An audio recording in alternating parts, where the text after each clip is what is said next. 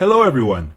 Today we're going to explore an important concept in microeconomics, consumer surplus, and how it helps us measure the benefits buyers receive in a market. Consumer surplus represents the difference between what a buyer is willing to pay for a good and what they actually do pay. It's a measure of extra satisfaction. Think of it this way. If you were willing to pay $10 for a coffee but the market price is $5, you get a $5 surplus. That's your personal gain from the purchase.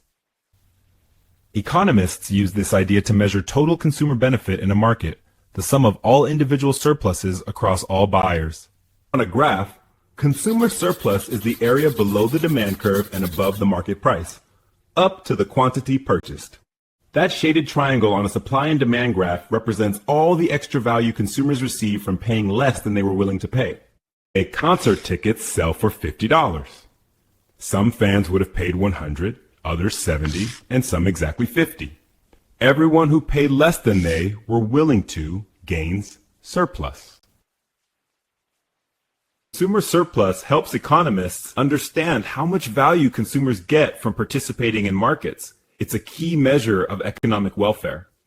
Here's your first question. If the price of a good falls, what happens to consumer surplus? Does it increase or decrease? Why? This change can be seen clearly on the graph.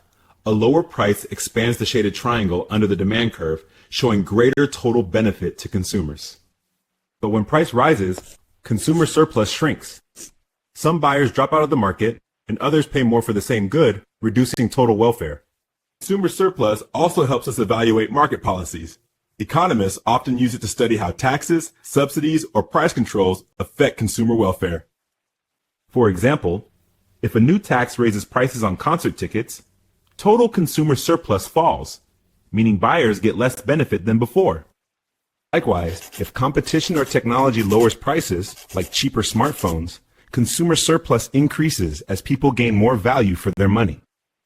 Consumer surplus is one side of the story. The other is producer surplus, which measures sellers' gains. Together, they show the total benefits of market exchange. Here's your second question.